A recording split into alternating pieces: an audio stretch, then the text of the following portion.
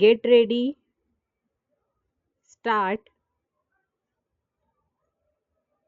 Sir, the problems of the company audit, the difficulties experienced by the junior auditors, and the complaints of the audit profession in relation to these companies are before the government, and a comprehensive amending bill was introduced in this House in 1992, which was referred to the Select Committee of both Houses of Parliament, in which I happened to be a member, where elaborate evidence was recorded not only from the chambers of commerce and industry but also from the chartered accountants and also others who had the special knowledge of the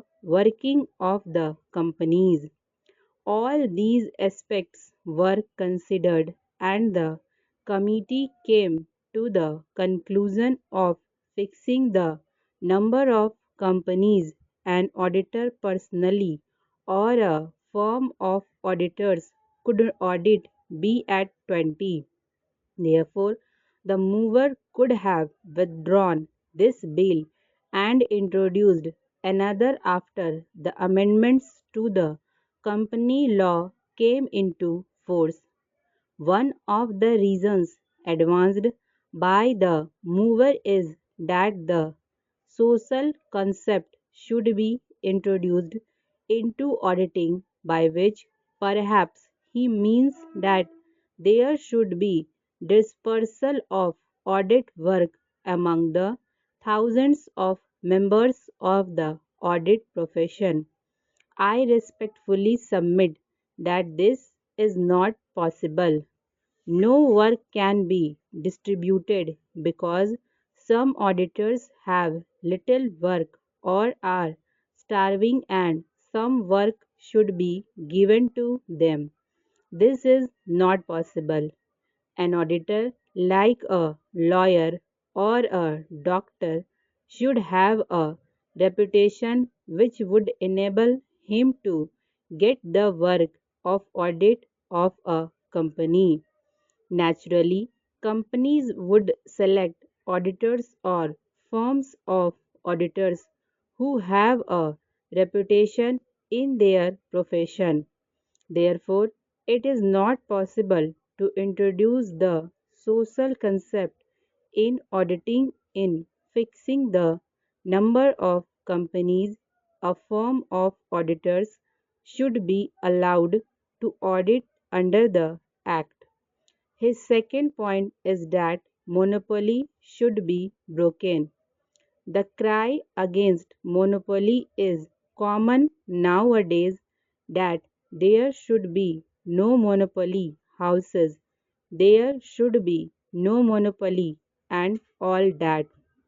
If an auditor has attracted the audit work of a number of companies to himself, how can you say it is a monopoly?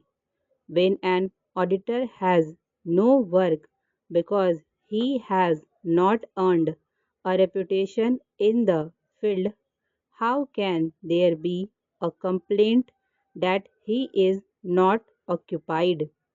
This happens in every profession. Only a few lawyers get the work. Work is concentrated among a few doctors. How can the others in the profession complain? Then there is the cry for nationalization of audit. The mover mentioned it while moving the bill.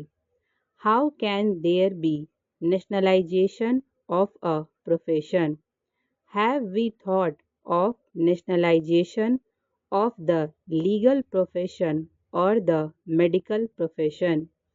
It is not possible. Can the state maintain a panel of lawyers? The state do appoint lawyers in case where a client is not able to engage a lawyer.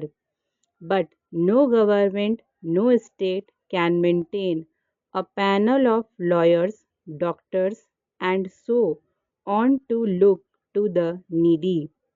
It is not a workable proportion. Nationalization may be a good slogan, but it does not work in relation to certain professions in which the success of an individual depends on his own merit.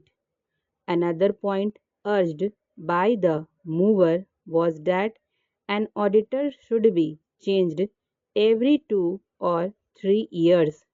His main complaint is that an auditor or firm of auditors auditing the accounts of a particular company for a number of years may act in collusion with the firm and may do not the auditing faithfully or correctly, that he may be hand in glove with the company and its directors.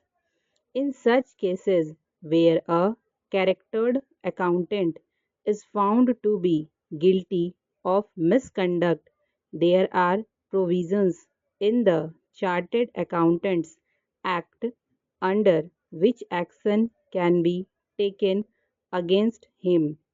It takes 2 to 3 years for an auditor to understand the working of a company.